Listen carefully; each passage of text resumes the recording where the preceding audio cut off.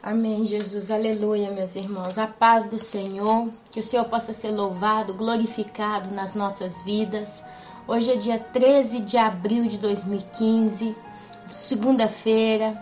Eu me chamo Ana Paula, para quem não me conhece. Eu estou aqui combatendo, meus irmãos, esses dias todos, como eu já disse nos vídeos passados, para conseguir colocar um vídeo no YouTube. Realmente, o computador não está ajudando. Depois para publicar tá difícil com a internet. É tanta coisinha pequenininha que tá literalmente dificultando. Mas nós estamos aqui. Eu espero que essa semana a gente consiga retomar um ritmo mais forte, mais assíduo. E que os irmãos estejam em oração pela minha vida, estejam em oração por esse trabalho que está sendo feito, porque está sendo uma bênção para todos nós. E assim, meus amados, eu não vou alongar mais a conversa, eu vou entrar exatamente naquilo que Deus está trazendo hoje. Olha, meus irmãos, eu quero ler com vocês um pequeno versículo e depois a gente vai desencadeando aí esse trabalho, esse estudo do dia de hoje, aquilo que Deus tem para nos falar, o que Deus está trazendo para nós. Lembrando que isso que eu estou para falar aqui hoje não está sendo dito só para mim. Para mim é só uma confirmação das coisas que estão para acontecer. Eu estou vislumbrando muita coisa e eu tenho certeza que Deus, Ele sabe o que Ele está trazendo para o nosso meio nos dias de hoje. Ele quer que nós tenhamos consciência, porque a palavra diz que Deus, Ele nos dá sabedoria, Ele nos dá entendimento e nós sabemos as coisas que vão acontecendo. Ele revela ao seu povo, porque o nosso Deus, meus amados, Ele é um Deus de amor. Ele é um Deus gracioso, Ele é um Deus generoso. A Bíblia diz que muitas das vezes Ele tarda em executar o juízo pela misericórdia, esperando que alguém se converta. Então a gente vê Deus que criou os céus, criou a terra, criou tudo. Eu já ouvi dizer que todos os seres obedecem e temem a Deus. Ouvi dizer que até os demônios temem a Deus. A Bíblia diz que os demônios temem e tremem. Nada, Satanás mesmo, ele não faz nada sem que Deus o permita, sem que Deus o dê o espaço para fazer. Então, meus amados, todos temem a Deus. O único ser criado que não teme a Deus é o ser humano. Temor é uma mistura de respeito com um certo tipo de medo. Medo por conhecer com quem que a gente está lidando. Um filho, ele teme o pai se ele sabe que o seu pai o corrige, ele sabe que o seu pai se ira, ele sabe que o seu pai é justo. Ou então um filho teme o pai de medo porque vê no pai uma figura muito forte, muito de liderança. Então a gente sabe até onde a gente pode pisar. O filho sabe até, não sempre, mas só para ter um exemplo mais, né? O filho, ele sabe até que ponto, ele cutuca o pai, mas ele sabe que o dia que o pai se ira, que o dia que o pai teme, que o pai se mostra, né, em juízo, aí sim o filho treme, o filho teme, o filho chora, né? Eu aqui na minha casa, eu tenho meus 2 filhos e eles me temem. Quando o grande apronta e eu corrijo o grande eu vejo nele o temor, né? Quando a professora fala, eu vou chamar a sua mãe, eu vou falar com a sua mãe, ele já fica diverso. E o filho pequeno, quando observa eu que corrijo o grande, ele já muda da água para o vinho. Então o filho tem que temer o pai, mas o homem é o único ser criado que não teme a Deus. O único ser humano que teme a Deus é aquele que nasceu de novo, é aquele que conheceu a Deus, é aquele que vive uma comunhão com Deus. E a Bíblia nos adverte a temer a Deus. A Bíblia diz que aquele que teme, ele não peca, porque o temor, ele é como um freio nas nossas mãos, para que a gente não peque. O temor, ele leva a pessoa a pensar 2 vezes antes dela cometer uma loucura, porque, meus irmãos, o pecado é loucura. É loucura porque nós não conhecemos ainda a ira de Deus.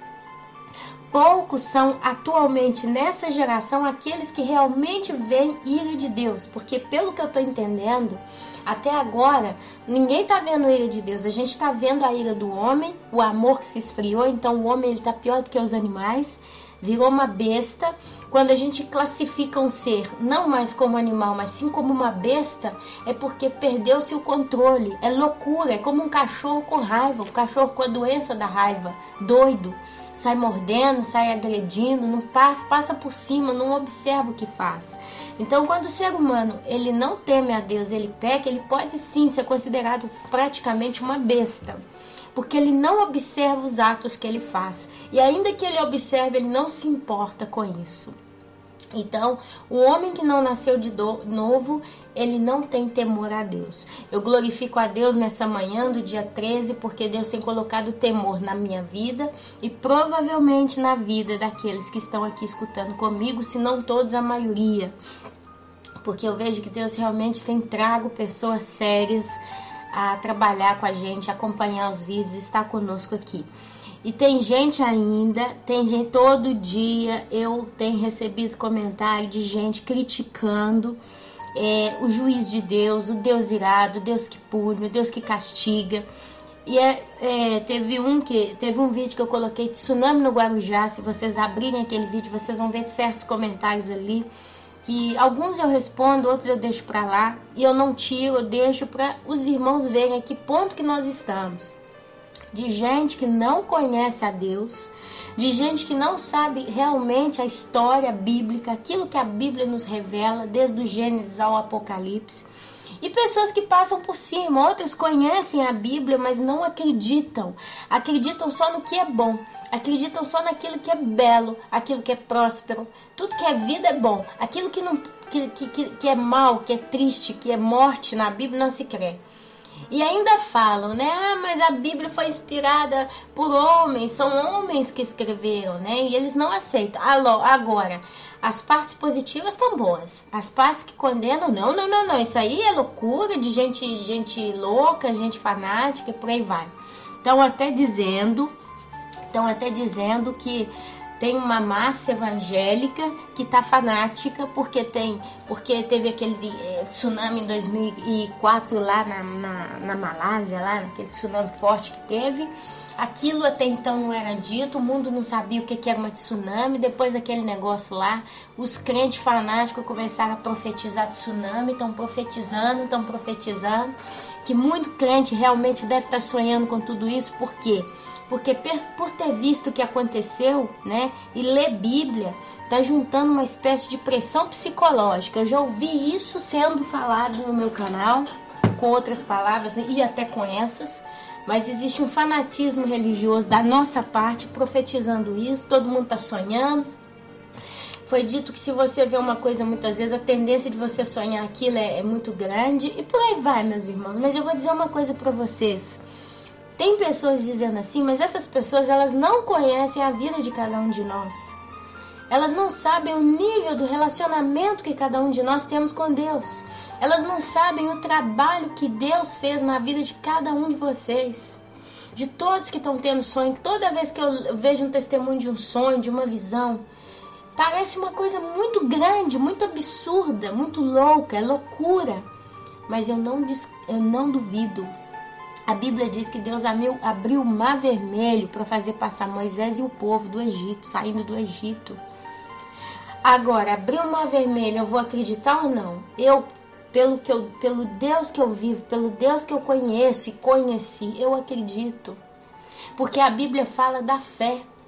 Tomé, ele quis tocar na ferida da mão de Jesus para acreditar que Jesus tinha ressuscitado. Jesus virou para ele e falou: beato aquele que creu sem ver. Porque Jesus ali lançou uma pequena profecia, meus irmãos. Jesus ele lançou uma profecia. O arrebatamento, ele vai ser uma colheita muito linda, uma colheita muito maravilhosa, uma colheita extremamente esplêndida. Quem subir no arrebatamento não vai sentir dor, não vai passar por angústia, não vai passar por agonia, não vai ver nada disso. Vai ser levado como primícia para o céu. São as primícias para Deus, são os arrebatados. No arrebatamento, olha, para a gente começar, desculpa, eu estou me embrulhando um pouquinho com as palavras, mas eu estou indo ali. Se vocês observam, o arrebatamento vai ressuscitar os santos. Meus amados, os apóstolos vão ressuscitar no seu corpo físico no arrebatamento. Pessoas que deram a própria vida pela causa do Evangelho vão ressuscitar no arrebatamento. A gente conhece muita história de mártir, a gente conhece muita história de personagens bíblicos, mas nós vivemos num planeta com tantos milhares de habitantes, em todos esses séculos. Sabe quanta história maravilhosa, escondida está debaixo da sepultura de muitos santos? Quantos santos, meus amados, eles passaram coisas que Deus, sabe, maravilhas na vida de um ser humano, pessoas em lugares no planeta Terra que a gente nunca imaginou. Nunca imaginou. Então, meus amados, esses santos vão ressuscitar.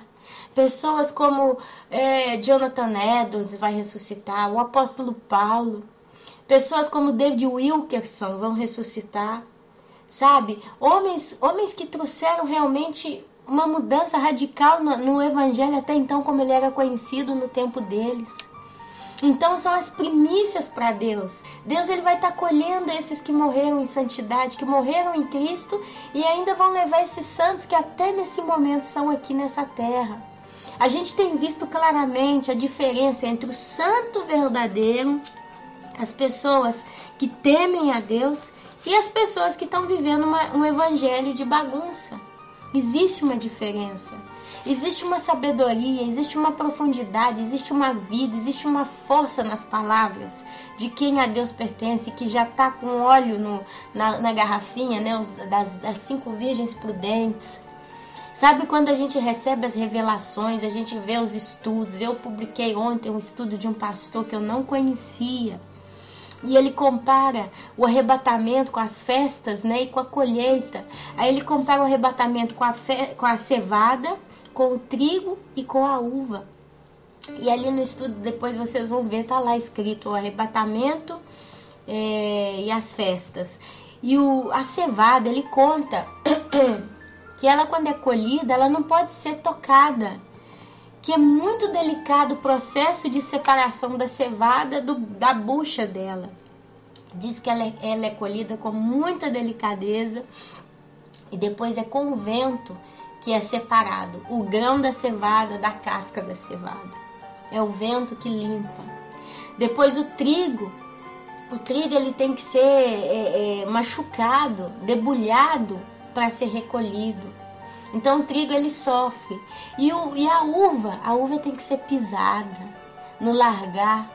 A uva tem que ser pisada, tem que ser prensada, tem que ser ceifada. Eu colhi uva aqui na Itália, eu sei como é que funciona um pouco do processo.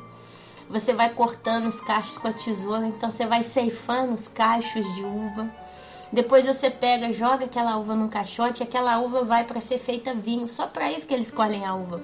A uva que se vende é a uva doce. Algumas uvas mais raras, mas 99% das uvas, aqui na Itália pelo menos, vira vinho. Então elas são pisadas, né? No caso elas são prensadas. Então vocês escutam a pregação desse pastor, que eu não vou entrar muito no detalhe, mas eu faço uma pergunta para quem está aqui me ouvindo hoje. Você é a cevada, você é o trigo ou você é a uva? Você é a cevada que vai subir pelo Espírito Santo, que te conduzirá até a nuvem, lá enquanto nos ares com Jesus? Você vai ser tirado com delicadeza, mas ao mesmo tempo arrebatado de uma vez só? Você vai ser arrancado? Diz que a cevada ela tem que ser arrancada da terra. Então nós vamos ser arrancados e levados aos céus pelo vento do Espírito, porque a Bíblia diz a noiva e o Espírito dizem vem. É o Espírito Santo que está cuidando da noiva de Cristo. E nós somos a primícia de muitos santos. Então você faz parte da cevada, meu amado, minha amada. Ou você faz parte do trigo que tem que sofrer. O trigo tem que ser debulhado, o trigo tem que ser machucado para sofrer. Você está querendo passar por situações que sabe como. Ou você faz parte das uvas. A gente tem estudado que o crente que ficar na grande tribulação, ele perde a salvação. E hoje eu tenho mais alguns textos aqui para estar trabalhando isso, alertando. Porque o objetivo desses vídeos é alertar a você que provavelmente é crente e que pensa, que crê que está dentro de uma igreja séria, uma igreja boa. Mas talvez o seu pastor nunca falou do arrebatamento, ele nunca teve coragem, não sei porquê, de pregar a volta de Jesus. E talvez você está vivendo uma vida na esperança que se você dá seu dízimo, se você dá sua oferta, se você se comporta bem, se você larga todos os pecados que o pastor fala, e se você é fiel à igreja, se você está na igreja toda semana, você está sendo um bom cristão e você vai para o céu. Só que nós estamos vivendo um tempo que Deus ele quer muito mais do que isso de nós. Ele quer uma experiência pessoal entre você e Ele. Você pode até dar o dízimo, dar a oferta, ser um bom cristão, estar na igreja, não ter pecados aparentes. Mas talvez você está denegrindo a Bíblia.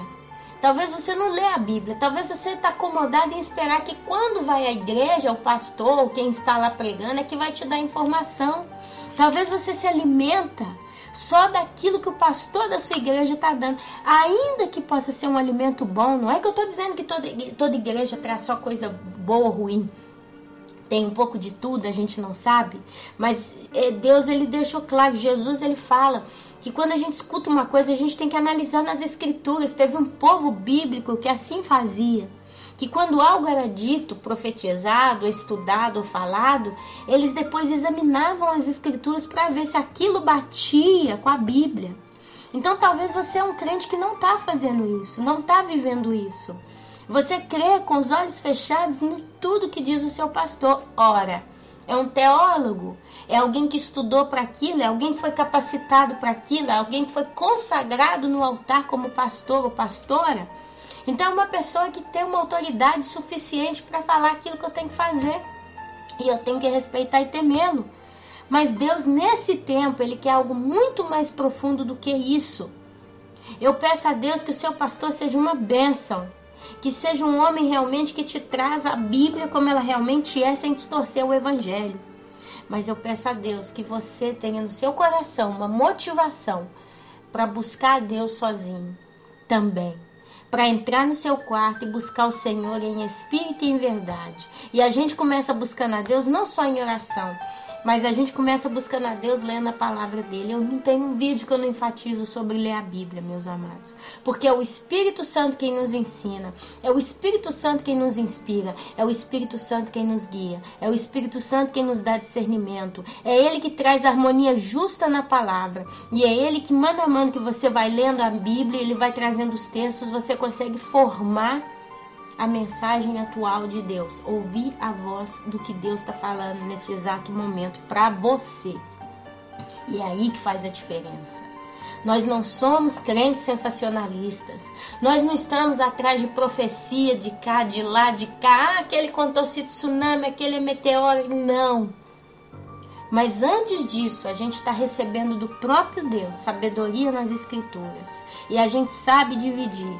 A gente sabe separar aquela mensagem que vem de Deus, aquela revelação que vem de Deus, do que aquilo que é loucura e bagunça. Eu não vou falar, teve um pastor que eu vi esses dias e ele deixou uma profecia para 2015. E ele falou a profecia, falou que o ano de 2015 vai ser um ano muito difícil, muito cheio de tribulação. Até aí eu ficava ouvindo aquilo. Mas chegou um momento que esse pastor ele começa. Se você der o dízimo, se você for fiel, se você não pecar. Então ele acrescentou tantas coisas, mas ele focou muito sobre o discurso do dízimo. Deus vai te prosperar no ano de 2015. Vai ser um ano de bonança, um ano bom. Mas se você não for fiel, e aí focou muito dízimo, você vai sofrer muito em 2015. Ali quando ele falou aquilo, mas na mesma hora o pai veio, peraí, para tudo. Eu não conheço esse pastor, eu não sei a história dele. Diz que ele era um dos pastores que mais trouxe cura, milagre de cura. Porém a Bíblia diz que nós não temos que olhar milagre, nós temos que ir pela fé. E etc. Porém eu falei, gente, com a gravidade na qual nós nos encontramos nesses dias atuais, será que vale a pena eu pensar em prosperidade? Será que vale a pena eu pensar que Deus ainda vai me dar dinheiro, vai me dar condição de ter uma vida que mana leite e mel nessa terra, nesse momento? Aquilo ali, meus irmãos, trouxe um nó na minha cabeça, não bateu. Aquilo para mim não bateu. Principalmente porque ele focou muito no discurso do dízimo. Eu custei ouvir essa profecia desse pastor, depois ele morreu. Eu custei ouvir, eu não consegui ouvir, mas um dia eu falei, gente, foi esses dias para trás, ontem ou antes de ontem, eu vou ouvir porque tá muito focado, o pastor tal falou sobre isso, que vai ser um ano difícil, então vamos ouvir também, se é um homem que dizem que é de Deus, vamos ouvir, não duvido que seja um homem de Deus, eu não sei, quem sou eu para falar da pessoa, mas a profecia que ele lançou, até certo ponto, condizia com a situação geral do quadro que a Bíblia está nos dando nos últimos dias. Mas quando ele entrou com o discurso que se você for fiel, Deus vai te prosperar, e ali ele estava falando a nível material, eu comecei a ficar um pouco confusa, porque eu não creio que Deus, nesse momento, ele queira prosperar alguém. Mas Deus, ele quer sim abençoar com um avivamento espiritual a sua igreja. Deus, nesse momento, ele vai dar para você a condição de você viver dia após dia. Talvez você tenha já um bom emprego, talvez você já tenha uma estabilidade financeira, talvez você já tenha um bom carro, talvez está até pagando esse carro, talvez você está comprando um carro, talvez a sua vida realmente ainda está te dando condições de viver uma vida material de aquisição. Não é esse o problema. E eu sei, eu creio que Deus, ele vai manter você com aquilo que você está vivendo, no seu emprego, nas suas realizações. A sua vida, ela não vai mudar nesse caso. Mas talvez se você é uma pessoa que está passando dificuldade, mas ainda assim está sobrevivendo, porque Deus não está deixando você passar fome, você morrer. Mas você está vivendo realmente uma vida de sufoco. Mas Deus ainda assim está provendo, porque Ele provê. Ele disse, não deveis preocupar com o que há de comer e beber ou com o dia de amanhã. E aí ele leva a gente a lembrar de Salomão. E aos lírios do campo, que nem Salomão em todo o seu poder e glória se vestiu tão bem como um lírio do campo, que de manhã é belo, esplendoroso, formoso, e aí no final da tarde é lançado no fogo, ou é murcho, alguma coisa assim. Eu tenho que pegar essa palavra ao pé da letra que eu não consigo pegar, mas a gente conhece. Mas entendeu? Então aquele pastor, ele focou muito a parte material. E ali eu fiquei, falei, gente, peraí. Tem mais do que isso, vai mais além do que esse pastor está falando. A coisa é mais profunda. Tá muito em cima, tá muito no superficial. Deus, ele quer o meu dízimo? Não sei, eu não quero aqui entrar em discurso de dízimo. Cada um de nós, Deus sabe o que faz. Ele guia você, talvez você tenha seu pastor, em nome de Jesus, que seja um homem de Deus. Eu creio que se a igreja não ajuda o pastor, não dá o dízimo, a obra não vai. Mas o apóstolo Paulo, ele fala em várias vezes que eles não deram trabalho quando eles foram em determinados lugares, mas que eles se colocaram a trabalhar para não ser peso para ninguém.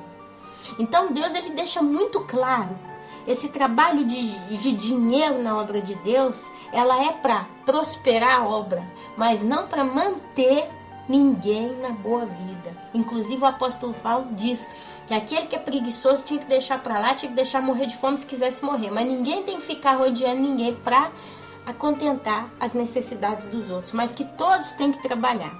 Leia as cartas do apóstolo Paulo, Romanos, Atos, leia lá as cartas de Romanos, Hebreus. Leia essas cartas, vocês vão ver que está lá, está escrito. Por isso que eu estou falando, se você lê Bíblia, você consegue, quando você escuta um pastor, você consegue até certo ponto ver se aquilo que ele está falando bate ou não bate. Então, que o Senhor me perdoe se eu blasfemei contra esse pastor, não quero citar nome, eu não vou entrar num discurso a fundo, Deus o sabe, e eu não estou aqui julgando. Mas a profecia que ele deixou não é tão estrondosa como eu esperava, porque eu imaginava que ele ia falar algo ainda mais profundo, mas ele ficou no superficial e deu muito foco para a parte material. E não penso que nós estamos em dias de olhar para, se eu for fiel no dízimo, se eu for fiel na oferta, Deus, ele vai me prosperar no ano de 2015. Eu não creio que Deus vai prosperar nenhum de nós no ano de 2015, porque Deus, ele não está mais olhando para a necessidade da igreja na terra. Se fosse há 30, 40, talvez até 15 anos atrás, até 10 anos atrás, pode até ser que Deus ainda assim focaria em prosperar a sua igreja. em dar riqueza de certo modo, em dar uma certa prosperidade, uma certa estabilidade financeira para a igreja, para que a igreja crescesse e sustentasse a obra. Aí sim, eu acredito que poderia valer esse tipo de discurso. Mas no pleno ano de 2015, nós estamos já passando da metade das 4 luas de sangue. Já passamos pelo primeiro eclipse solar que foi profetizado. Estamos passando por um monte de coisa aí, de profecia que pipoca para tudo quanto é lado todo dia. Já vemos aí profecias loucas se cumprindo. Eu mostrei para vocês um vídeo que eu pus 2 vezes, até com medo de que ele não fosse publicado bem, quando o Senhor vai na cidade de Damasco, capital da Síria, ainda quando era uma cidade normal. E agora a gente vai lá, tá tudo destruído, tá tudo ruína, não existe mais. Então, meus amados, a gente tem que prestar atenção de que realmente é importante agora. Se você tá com a sua vida em perigo, você acha que Deus ele vai querer que a sua vida em perigo se prospere em uma terra que muito em breve vai ser dominada por um governo que não é o de Deus? Vai ser entregue nas mãos do anticristo? Aqui serve nesse momento uma igreja prosperar. A obra, para ser feita, ela não precisa só de dinheiro, ela precisa de um coração que realmente quer servir a Deus. Eu estou aqui na Itália. Eu não ganho dinheiro de ninguém, eu não trabalho, eu não busco dinheiro de ninguém. Não que eu quero colocar nesse nível, mas só para dar o exemplo. Isso não me está impedindo de me colocar aqui na frente desse computador e pregar a palavra de Deus. E não está impedindo que ela chegue até você. Se cada pessoa que está numa igreja e se diz igreja séria fizesse a sua parte, que fosse em oração, que fosse em jejum, que fosse em vigília, que fosse indo nas praças, que fosse fazendo visita nos hospitais, que fosse fazendo um trabalho como o nosso que estamos fazendo no YouTube, contando seus sonhos, enfim, se movendo, dando fruto. Olha onde que o evangelho não estaria. Olha como o mundo poderia estar diverso. Porque Deus, meus amados, a palavra de Deus, ela é viva, ela produz fruto, ela choca, ela toca. A palavra de Deus, ela gera 2 frutos. Ou ela traz uma pessoa para a vida, ou ela leva a pessoa para a morte. A palavra de Deus, ela produz 2 frutos. Ou ela traz a pessoa para a vida, ou ela leva a pessoa à morte.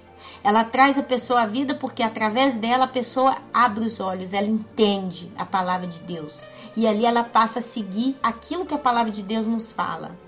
Ou ela leva a pessoa para a morte, principalmente porque a pessoa ouve a palavra, duvida, não acredita e continua vivendo a vida insana. E aí Deus entrega aquela pessoa às suas próprias paixões. E aquela pessoa morre eternamente diante de Deus. Então, meus amados, a gente tem que prestar atenção. Não é tempo de Deus trazer prosperidade para ninguém. Se a sua vida é próspera, já porque é próspera, ela continua próspera, mas você vai observar que, ainda que você tenha a vida na prosperidade, tudo dá certo, você observa que a sua vida com Deus, ela está crescendo, cada dia mais, nada está atrapalhando. Então, para Deus, se você prospera ou não, não é um problema. O fato de você prosperar ali não vai infligir, não vai atrapalhar o seu crescimento de comunhão com o Senhor. Quer dizer, se eu tenho uma bela conta no banco, eu preciso comprar qualquer coisa súbita, eu não tenho problema com dinheiro. Mas meu dinheiro está lá no banco. Mas eu estou aqui diante de Deus. Eu estou aqui diante da palavra. Eu estou aqui diante do meu Senhor. Deus, o que o Senhor quer de mim? Deus me ensina, me mostra, me fala. Eu quero orar, eu quero ajudar, eu quero fazer alguma coisa. Isso faz a diferença. Talvez você que está aqui comigo agora, você tem um carro lindo, cheirando a novo na garagem. É um carro que quando você quer, você levanta, vai, pega, liga, vai onde você quer, no supermercado, no shopping, tá. Você tem, é seu, é próspero. É um carro que quando você está dirigindo ele, todo mundo olha, porque, nossa, que carrão. Mas quando você estaciona seu carro, você sai dele, você senta na sua casa, eu quero a Deus. Ou então você nesse carro, você está dirigindo o carro na sua prosperidade, mas o seu coração está, oh meu Deus, o Senhor é tão lindo. Oh, meu Pai, traz arrependimento. Oh, meu Pai, traz o coração do teu povo no teu altar. Oh, Senhor, enche a minha vida com teu azeite. Oh, Senhor, me edifica. Oh, Senhor, me traz discernimento. Oh, meu Pai, eu estou vendo sinais. Oh, Senhor, que o Senhor possa me perdoar se eu estou em pecado. Que o Senhor possa me abençoar. Que o Senhor possa me guiar. Quer dizer, você está dirigindo um carro mais lindo que você poderia ter, mas o seu coração não está ali olhando o carro e se sentindo, né? Mas o seu coração está no altar do Senhor, porque a Bíblia diz que nós temos que orar sem cessar. A Bíblia diz que nós temos que meditar sem cessar na palavra de Deus. A Bíblia diz que a gente tem que gravar a palavra de Deus no nosso coração. Como Deus gravou na pedra, né, quando Ele deu para Moisés os 10 mandamentos, Ele gravou naquela pedra. Assim o Espírito Santo tem que gravar no seu coração as coisas de Deus. E essa tem que ser a nossa vida. Agora eu vou fazer uma pausa, eu vou ver um filme. Ok, vi o filme.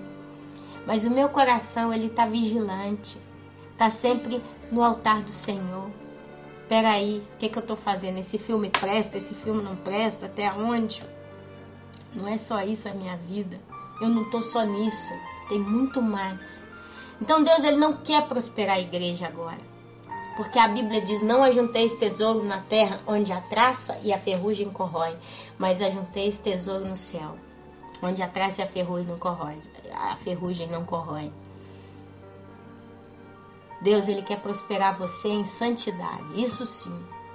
Então, esse negócio de ver a profecia, a gente tem que ter o discernimento. Mas quando alguém me fala de tsunami, meteoro, seja agora ou seja depois, eu tenho certeza que vai acontecer. Porque a Bíblia nos dá de respaldo para isso. A Bíblia fala que vai acontecer. Pode não acontecer esse ano de 2015, pode não acontecer 2016, pode não acontecer até 2018, mas vai acontecer até o final dos tempos, antes que venha Jesus, na sua segunda vinda, para julgar a terra. No Armagedon. Antes daquele grande dia, vai acontecer. Vai cair meteoro, vai cair chuva de estrelas, né, pequenininhas, vai cair chuva de granizo, de pedras de 35 quilos. A terra vai tremer, vai cambalear como um bêbado. Gente, vai acontecer. Vai acontecer. Vulcões vão explodir pelo mundo inteiro. E eles já estão começando a ensaiar, hein? Eles já estão ensaiando. Mas vai acontecer. Vai acontecer, é um nível que o mundo nunca viu. A Bíblia fala que vai haver uma tribulação tão grande nessa terra como nunca houve e nunca jamais haverá novamente. Então tem a tribulação, vai ter um momento nessa terra em que todos esses sonhos que tá correndo aí pelo YouTube, eles vão se concretizar. A gente acredita que Deus possa estar girando de deixar acontecer alguma catástrofe ainda nesse ano, do ano que vem, nesse período, para acordar a igreja, para trazer avivamento na igreja, para esses crentes que ainda estão duvidando demais, para essas pessoas que estão zoando e caçoando e zombando de quem está falando que está tendo sonho, perceber que Deus, Ele não está trazendo mentira, mas Ele está assinando embaixo aquilo que nós estamos falando, porque foi assim que Deus fez. Quando Isaías estava lá no meio de um povo que tinha a mulher, a Jezabel, né? Tinha Jezabel e um outro rei lá, e diz que a Jezabel tinha mais, acho que de 300 sacerdotes, e Isaías sozinho, não chovia, não é isso? Não sei. Eu sei que Isaías levou uma profecia pedindo arrependimento, e juntaram-se os profetas de Jezabel, que eram todos de Baal, eles seguiam ao Deus Baal, se eu não me engano. E ali Isaías falou, olha, eu vou fazer um desafio. Você coloque todos os seus profetas, todos os seus sacerdotes, e eu sozinho. E vamos ver, aquele Deus que fazia descer fogo do céu é o Deus verdadeiro. E aí conta a história, que tinha mais de 300 profetas, sacerdotes ali de Baal, e eles fizeram uma bagunça, os cultos, e blá, blá, blá, blá, blá, blá, e não caiu o fogo do céu. Isaías dizia, vai de novo, tenta de novo. E depois eu consigo imaginar a cena de Isaías parado, vendo o espetáculo do demônio, porque o demônio faz de palhaço os seus. E aqueles lá, com certeza, cortando com o corpo, né? Para jogar sangue, né? E cortando o corpo. Com certeza eles se vestiam, que sabe como, e fizeram aquela bagunça e tal. E tá. Primeiro giro, nada. Segundo giro, nada. Isaías, eu imagino ele ali, né? Encostado em algum lugar ali perto deles, com os braços cruzados, como quem tá descansando e observando a cena. A ponto que Isaías fala, tenta de novo, faz mais, agora, vai. Nada. Aí chegou o momento que eles não conseguiram, não caiu fogo do céu, os profetas de Baal. Aí chegou a vez de Isaías. E olha só, Isaías falou, o Deus que fazia cair fogo do céu é o Deus verdadeiro. Para quê? Para que a palavra de Deus, porque Isaías estava pregando arrependimento naquela época. Ele estava pregando arrependimento, o povo estava seguindo a Jezabel. E o povo estava ali assistindo o espetáculo, né? Então o povo chegou naquele ponto, vamos ver então quem está falando verdade. Se é o profeta Isaías, cujo Deus é o Senhor, o Deus dos nossos antepassados, ou se são os profetas de Baal. Porque até então é o Deus que nós seguimos, porque o governo, né, a rainha Jezabel, o marido, é isso que a gente está vivendo. E ali conta a história, que Isaías, depois que passou aquele momento, ele vira e fala, joga água, pediu para reunir as pedras, né, fazer o altar de pedras, do jeito que tinha que ser. Depois ele mandou jogar água. Mandou jogar muita água até escorrer água do altar, até fazer poça d'água naquelas pedras que ele mandou organizar. Para mostrar pela fé, gente, vocês conseguem ver a fé de Isaías, né? Para mostrar que Deus era o Deus verdadeiro e ele ia fazer queimar aquela pedra. Depois que encheu de água, puseram ali o sacrifício. Isaías levanta as mãos e faz só uma oração, sem fazer bagunça, sem fazer escândalo, sem nada. Levanta as mãos e pede a Deus, né? Prova que o Senhor é o Deus verdadeiro, prova que o Senhor é o Senhor. E ali conta a história, que desceu o fogo do céu. Queimou o sacrifício, que provavelmente era uma ovelha, um cordeiro, e queimaram-se até as pedras. E ali houve milagre, houve diferença no meio daquele povo. Porque Deus, meus irmãos, Ele não é um Deus de mentira. Se está sendo dito que juízo está vindo na terra, se está sendo dito que está para acontecer alguma coisa, seja agora, seja daqui a pouco, vai acontecer. Se ainda não aconteceu, é porque Deus é Deus de misericórdia, Ele sabe.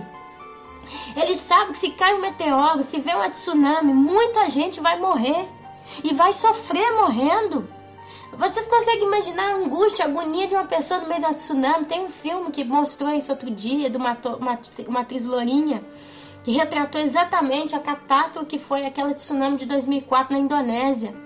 Mostrou tudo, ela sofrendo, ela se cortando, ela no meio da água, os filhos se perderam, o marido se perdeu. Nossa, um filme terrível, você chora o filme todo.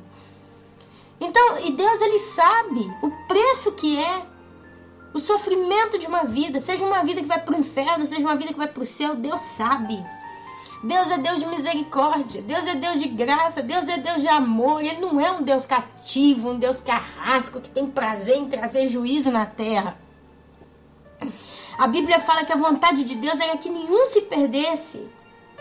A Bíblia diz que deu o seu Filho, porque Ele amou tanto o mundo, que Ele deu o seu Filho para que todo aquele que nele crê não perecesse.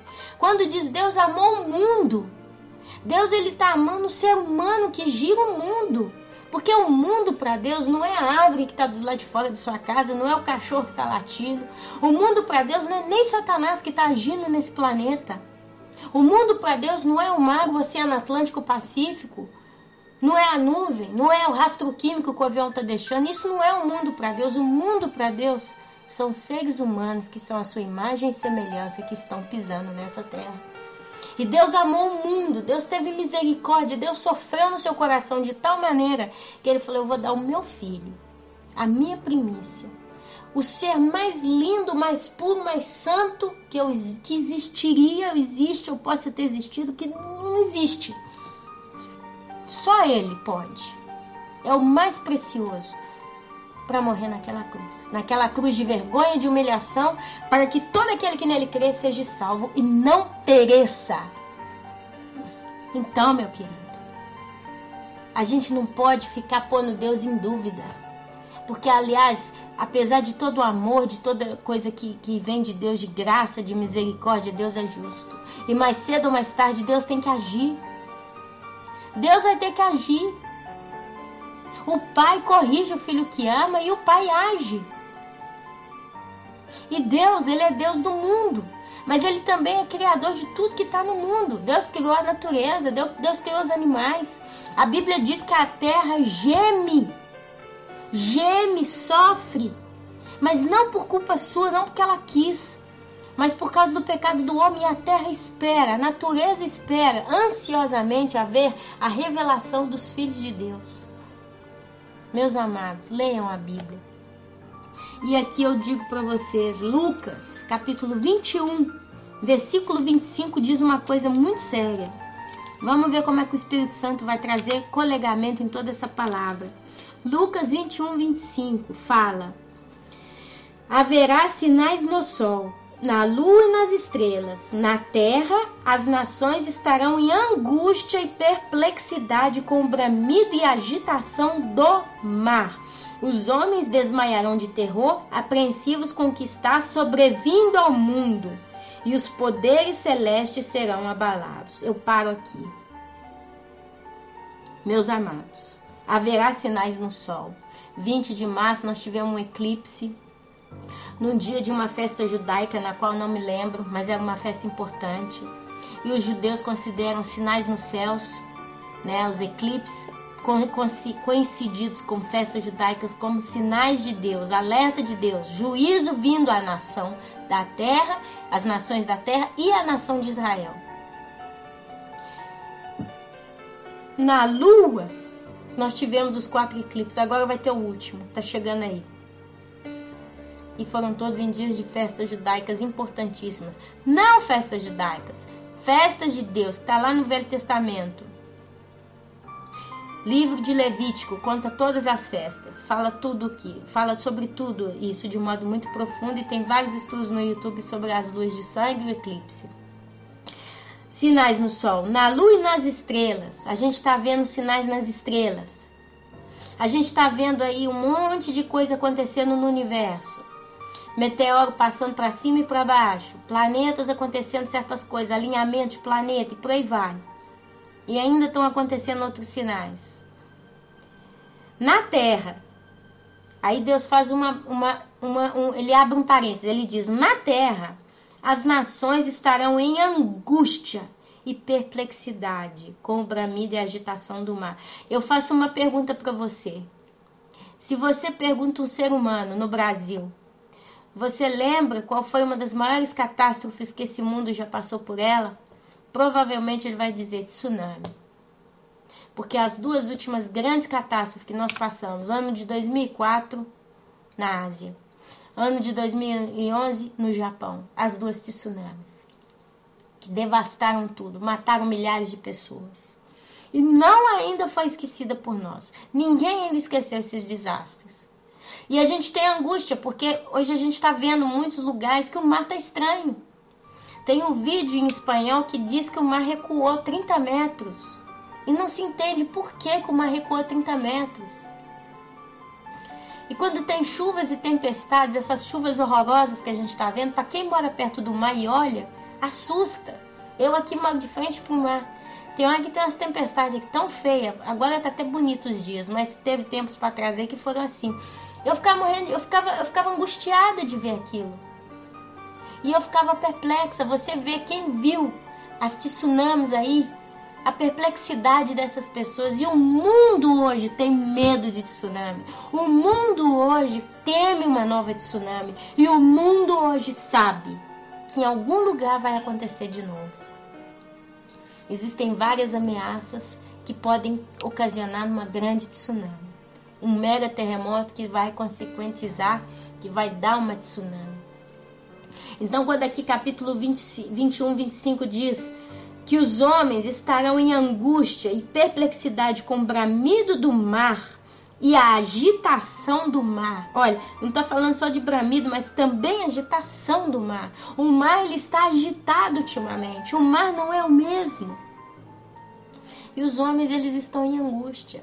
Quantas pessoas têm saído fora da zona litoral de cidades, têm ido morar perto das montanhas? Quantas estão se preparando? Quantas pessoas? Quantas? Os homens desmaiarão de terror, apreensivos com o que estará sobrevindo ao mundo. Porque quanto mais a gente está vendo catástrofe, mais a televisão está dizendo que o mundo está se adaptando às suas novas condições climáticas. E os cientistas hoje dizem isso, que com o aquecimento global, que está derretendo as calotas polares, e não sei o que daqui, e não sei o que dali, que esse tipo de clima desordenado, desorganizado, é uma coisa que daqui para frente vai ser normal. Os cientistas dizem que quanto mais o planeta esquenta, mais furacões vão ter, terremotos vão ter, tsunamis vão ser consequências. Agora esse negócio de cair meteoro, tá caindo cometa, caindo meteoro todo dia, tá virando uma coisa que nós estamos nos habituando em ver um planeta em caos. Então, os homens desmaiarão de terror, porque, gente, quem é que quer estar debaixo, na frente de uma catástrofe dessas? E os homens desmaiarão de terror, apreensivos com o que estará sobrevindo ao mundo. E os poderes celestes serão abalados. Meus irmãos, serão. O verbo ser significa algo que é. Mas quando diz serão, está afirmando uma coisa. É como se Deus te pegasse uma caneta e assinasse em cima dessa parte aqui. Vai acontecer. Então não é o sonho da cabeça de um louco, de uma louca, de um fanático que se diz evangélico. Mas é o que a Bíblia diz. E se para você o que a Bíblia diz é uma coisa feita de cabeça de homem, então, meu querido, eu tenho só uma resposta. Tem uma coisa que concretiza bem se uma coisa é mentira ou verdade. Tem um remédio. Isso se chama, é um remédio que sempre funcionou. Se chama tempo. O tempo traz a verdade. Se de hoje, daqui a 5 anos, 10 anos, não acontecer nada disso, todo cristão que crê nessas palavras pode rasgar a Bíblia e jogar no lixo. Desculpa a agressividade da palavra, mas é nesse nível aqui. Nós acreditamos que esse ano que vem, máximo 2018, essa terra vai virar um caos.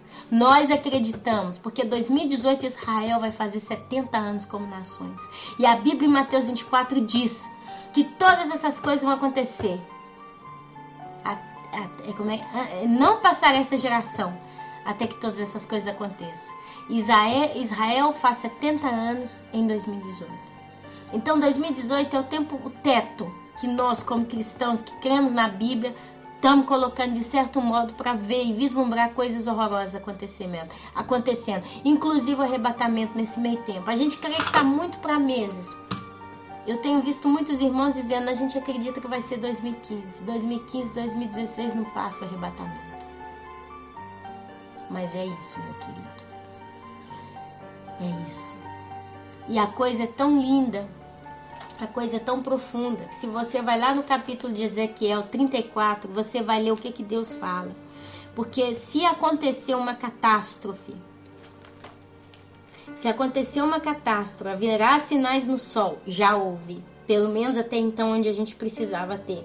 Na lua e nas estrelas, já houve todos esses sinais. Na terra, as nações estarão, é uma coisa constante. Não é uma coisa, na terra as nações estiveram, não. É na terra as nações estarão em angústia e perplexidade com o bramido e a agitação do mar. Quer dizer, o mar ele vai estar constantemente assustando as nações.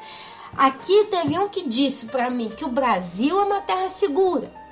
A placa tectônica do Brasil é impossível que chegue uma tsunami no Brasil. É o país mais seguro para catástrofe. Não tem jeito. O Brasil não tem como não vai acontecer nada. Nem terremoto, nem tsunami, nem furacão, nem não sei o quê. Mas a Bíblia fala das nações. E o Brasil é a maior nação da América do Sul. É a maior. É uma nação diversa das demais. É a única nação que fala uma língua única, sua, português. As demais falam espanhol. Tem alguma que pode falar um francês ou inglês, mas 99 espanhol. Só o Brasil, a maior das nações, fala português. E Brasil é um país que ele é muito visto no mundo inteiro. Ele não está desapercebido. Não é uma naçãozinha pequenininha que ninguém nunca ouviu falar. O Brasil é uma nação conhecida em qualquer lugar do mundo. E é um país que tem escarnecido de Deus. É um país que tem blasfemado e blasfemado contra Deus. É um país que tem se apostatado de Deus. É um país que está pegando um cantor evangélico, se pondo junto com um cantor padre, católico, e junto dando mão e trazendo junto aí o ecumenismo. É um país que está abrindo igreja de gay. É um país que está abrindo igreja de gay. É um país que está aceitando leis absurdas contra a família. É um país que tem levado o pecado sexual a níveis terríveis. É um país que rouba. É um país que mata. As pessoas se matam. É um país que tem usado homens chamados pastores, que tem fazendas, que tem aviões, que tem riquezas inestimáveis, que não se pode contar o dinheiro que esses homens estão fazendo nas costas dos seus fiéis.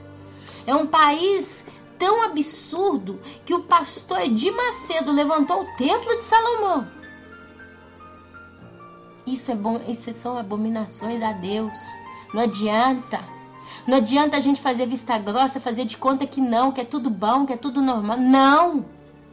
Belo Horizonte, minha cidade, abriu uma discoteca evangélica, sex shop evangélico, igreja de crente, que eles cantam hinos que nós que estamos aqui seguindo a Bíblia até então cantam homem de mão dada com homem, mulher com mulher. A Bíblia fala que isso é tudo pecado.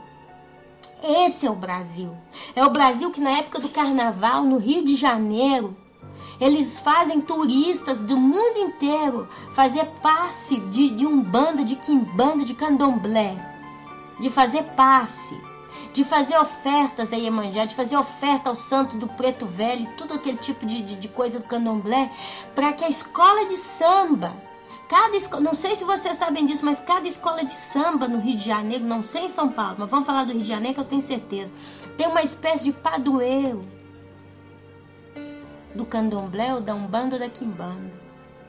E eles fazem tanta macumba para a escola de samba deles ganharem. Eu vi isso num documentário no National Geographic. Um repórter escocês ou inglês, ele fez todos os passes. Teve um outro no programa italiano. O programa se chama Le Iene Show. É um programa italiano. Um repórter italiano foi no Rio de Janeiro. E ele entrou, né, nesse mundo do Rio de Janeiro. Ele viu gay, ele viu lésbica, ele viu transformistas, e estava na época do carnaval. E eles levaram ele num terreiro de macumba para ele tomar um passe e para ele supostamente abençoar a escola de samba, que aquele pessoal que levou eles eram os padroeiros daquela escola de samba. E a mulher falou para ele: aqui nessa época nós fazemos tantos trabalhos para a nossa escola de samba ganhar, e aquele Exu, ou a entidade que mais receber glória, que mais receber adoração, é ela que fará a escola de samba dela ganhar. Esse é o Brasil. É o Brasil que pega criança e bota na rua para ser menino e menina de rua. Vivem como animais essas crianças de 2, 3 anos, vivendo na rua, comendo que sabe o que, dormindo na rua, cheirando cola, pedindo esmola nos semáforos. Esse é o Brasil que Deus está vendo. Os olhos santos de Deus estão vendo isso. Pais que vão pro bar, bebem, prostituem, traem suas mulheres, depois vão para casa, bota doença de rua nas esposas, bate nos filhos, quebra tudo. Esse é o Brasil que está vendo Deus há muitos anos. O Brasil que os índios têm rituais terríveis, que pegam filhas, que acham que estão com uma doença, que se uma criança em algumas... Vocês acham isso? Pesquisem que vocês vão achar essas coisas que eu estou falando. Tem tribos indígenas no Brasil que se o filho ou a filha tem uma doença, tem um problema, ou então eles olham para a criança e eles acham que aquela criança vai trazer mau agouro para a sua tribo, eles abrem uma fossa, um buraco, uma cova, coloca a criança viva lá dentro e joga a terra por cima. Eu vi essa reportagem, está no meu favorito. Se você tiver paciência para procurar, você vai encontrar. E eles enterram a criança viva por causa dos deuses deles. Eu odeio falar de criança sofrendo, meus irmãos, me rebenta o coração. Mas eu vi aquele vídeo, eu falei, eu vou assistir até o final, porque eu preciso ter a consciência de que Brasil é esse, que é a terra cuja nação é celeiro de profeta, começasse. Brasil é celeiro de missionário, é celeiro de... vai ser o maior país de avivamento no mundo. Mas que maior país de avivamento no mundo, meus amados? Para mim, o avivamento vem pela proporção. Então, se for por acaso o maior país de avivamento no mundo, é porque talvez seria um país, um dos maiores do mundo. Porém, eu fiquei sabendo que um dos lugares que mais está tendo avivamento atualmente, nesses dias em que nós estamos vivendo, são lá o Oriente, onde está tendo os muçulmanos arrebentando, degolando gente. Diz que está chegando a mais de 9% o avivamento. Diz que nos Estados Unidos é 0,8% o crescimento do cristianismo nos Estados Unidos. Mas se você vai nas nações árabes muçulmanas, está chegando a 9%. São praticamente a cada 100 pessoas, 9 pessoas estão se convertendo a Jesus todos os anos, todos os meses, anos, não sei. Enquanto que nos Estados Unidos, nenhuma por completo se converte a Jesus. O país que saiu o evangelismo. O evangelho para o resto das Américas. Então, meus amados, vamos pôr a cabeça no lugar, vamos pôr o pé no chão.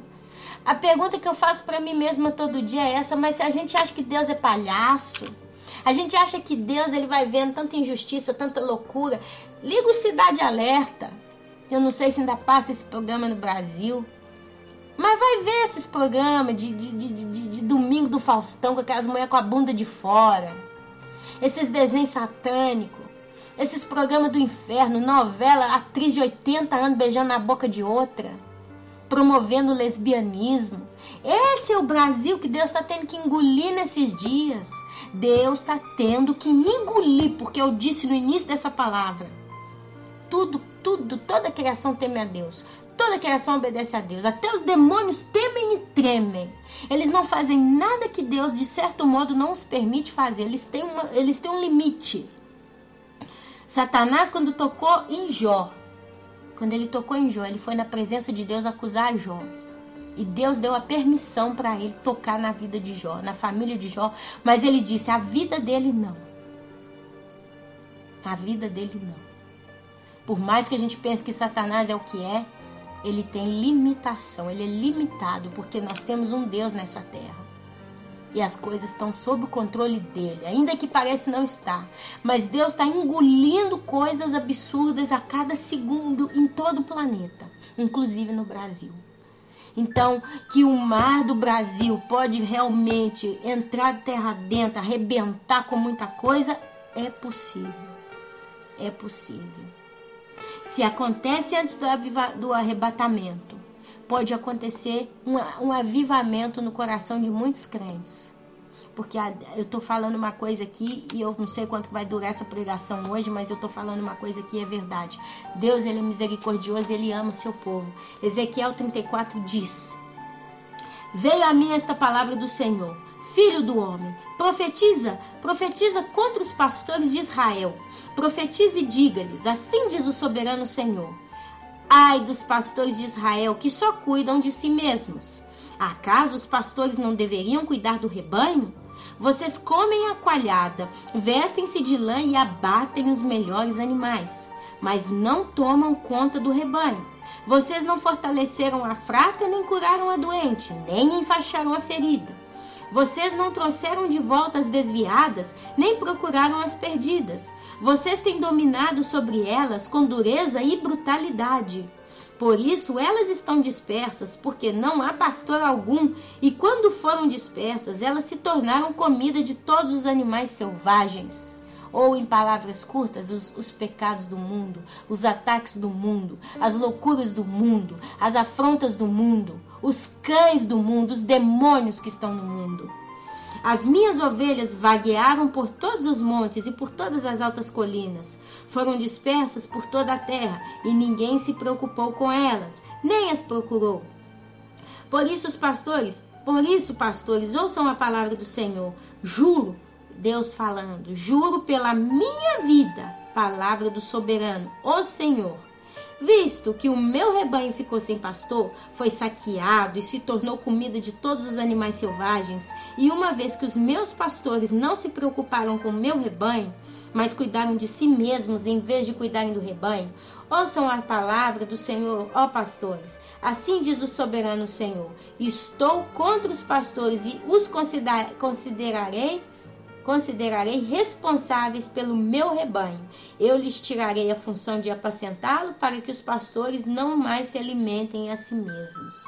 Livrarei o meu rebanho da boca deles, e as ovelhas não lhes servirão mais de comida. Porque assim diz o Senhor, o soberano Senhor: eu mesmo buscarei as minhas ovelhas e delas cuidarei. Assim como o pastor busca as ovelhas dispersas quando está cuidando do rebanho, também tomarei conta das minhas ovelhas. Eu as resgatarei de todos os lugares para onde foram dispersas num dia de nuvens e de trevas. Desculpa que eu me embrulhei, estou cansada já. Assim, versículo 12, capítulo 34 de Ezequiel, versículo 12, olha só. Assim como o pastor busca as ovelhas dispersas quando está cuidando do rebanho, também tomarei conta de minhas ovelhas. Eu as resgatarei de todos os lugares para onde foram dispersas num dia de nuvens e de trevas. Haverá sinais no sol, na lua, nas estrelas, na terra. As nações estarão em angústia e perplexidade, com bramita e agitação do mar. Os homens desmaiarão de terror, apreensivos com o que estará sobrevindo ao mundo. Os poderes celestes serão abalados. Eu as resgatarei de todos os lugares para onde foram dispersas num dia de nuvens e de trevas. Isso aqui não soa para vocês que antes do arrebatamento Deus poderia realmente trazer um cataclisma no mundo para chacoalhar o mundo, como um megafone que grita: ei, eu, Jesus, estou voltando para arrebatar a minha igreja, você ainda não está acreditando? Toma essa tsunami, está sendo profetizado, você não está acreditando? Eu sou o Deus que cumpre o que digo. Assim como Isaías pediu que descesse fogo do céu no meio, na frente dos apóstolos de Baal, eu faço vir ao mundo juízo, eu faço acordar, porque Deus, meus irmãos, Deus é misericordioso, Ele sabe que quem não subir no arrebatamento, quem que faz parte da igreja, que não subir agora, depois não vai subir mais. Depois não tem mais salvação para esse povo que se diz crente. Tem pregação sobre isso, muitas. E é sabendo desse risco, desse perigo, dessa coisa séria, ao nível que é, pode sim ser que num dia de trevas e de nuvens, Ele vai juntar as suas ovelhas verdadeiras. A Bíblia diz, Jesus falou: aqueles que o Pai me deu, de modo algum os lançarei fora. Significa que Jesus e Deus, eles vão até o extremo que eles podem ir como Deus para trazer de volta as suas ovelhas perdidas. A Bíblia fala que quem a Deus pertence, de modo algum vai ser lançado fora. A Bíblia diz que nada nos separará do amor de Cristo. E a Bíblia fala no capítulo Ezequiel: vocês têm dominado sobre elas com dureza e brutalidade. A dureza hoje, e sempre mais ou menos foi assim, mas a dureza dos dias de hoje que a gente vê são pastores impondo as coisas que eles querem de tal modo, com tanta autoridade, com tanta certeza, com tanta velocidade, que elas convencem e levantam um certo temor no meio das suas ovelhas. E brutalidade, porque eles são determinados com o que eles querem. Vocês veem as igrejas, eu não sei se você já entrou na Universal, eu já entrei, você vê os obreiros, como é que eles ficam rodeando igual cachorro. Eles ficam prestando atenção em cada pessoa. Parece que você está dentro de um lugar que está cheio de guarda. Isso é uma espécie de afronta, de brutalidade. Ninguém te encosta, ninguém toca em você. Mas se você vê um obreiro na Igreja Universal, você se assusta, porque você se sente literalmente vigiado. Eu fui na Universal quando eu converti algumas vezes, e se teve uma coisa que me trouxe um certo medo, foi isso. Me senti vigiada, com aquela cara séria. As mulheres eram mais doces, mas eu vi muito obreiro homem com aquelas caras fechadas, aqueles homens parece segurança de boate, aqueles homens altos, e ficava olhando com aquela cara fechada. Como se diz, se você fizer alguma coisa que a gente põe pra fora, até te bate. Sabe, meus amados? Vocês têm dominado sobre elas com dureza e brutalidade. Por isso, elas estão dispersas. Porque não há pastor algum. E quando foram dispersas, elas se tornaram comida de todos os animais selvagens. Quanta gente está desviada. Quanta gente não está indo na igreja porque vai na igreja, está sofrendo coisa. Quantos pecados sexuais estão saindo aí de pastor abusando de irmã na igreja? Quanta coisa terrível está no Brasil e no mundo inteiro. Não existe uma nação privilegiada, meus irmãos. A gente pode ter certeza, nem Israel, que é a nação cujo Deus é o Senhor, vai ser privilegiado. A Bíblia diz que vão se levantar nações, elas vão invadir Israel. A Bíblia diz que quando já não tiver mais nada, eles vão crer, Jesus vai vir nas nuvens, senão não vai salvar ninguém ali. A Bíblia fala que as mulheres vão ser tomadas, estrupadas, crianças vão ser mortas em Israel.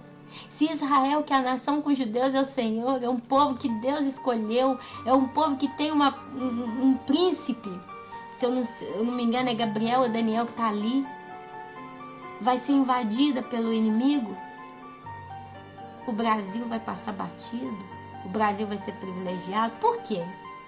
Israel não tem carnaval como tem no Brasil.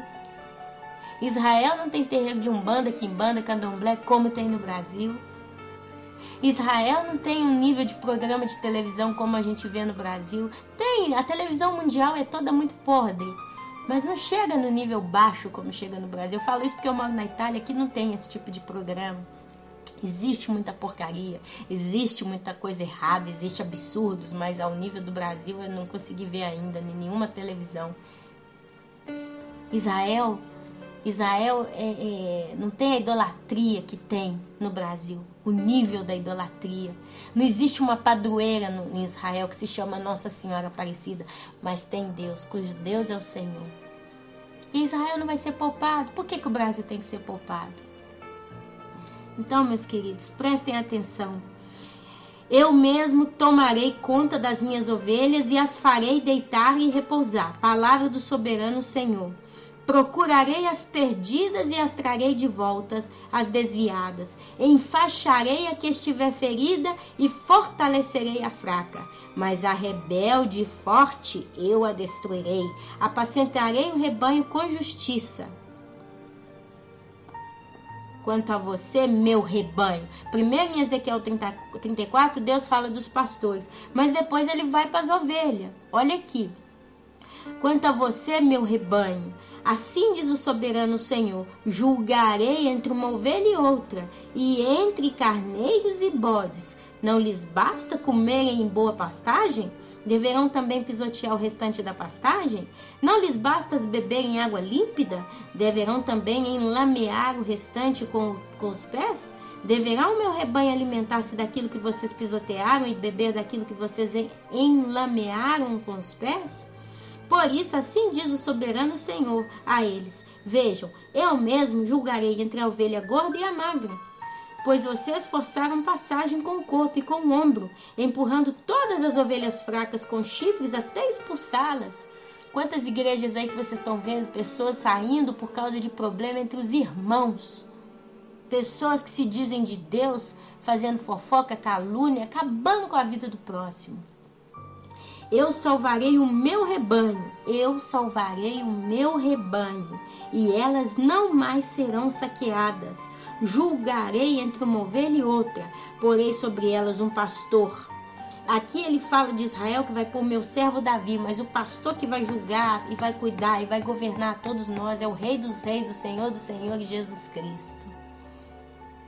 Então, meus irmãos, esse texto de Ezequiel 34 é um consolo, mais um consolo para nós, trazendo a palavra de Deus que diz que as ovelhas que a Deus pertencem, nenhuma delas será perdida.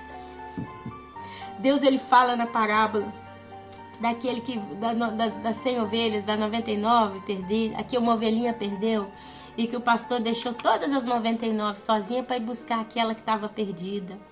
Sabe, meus irmãos, eu acho que nós estamos vivendo tempos que Deus está recolhendo as suas ovelhinhas perdidas, as suas ovelhinhas fracas, as suas ovelhinhas machucadas. Ele está trazendo para o seu rebanho as ovelhas que a Deus pertencem. Deus conhece as suas ovelhas. A Bíblia diz que o pastor conhece as suas ovelhas e as suas ovelhas conhecem o seu pastor.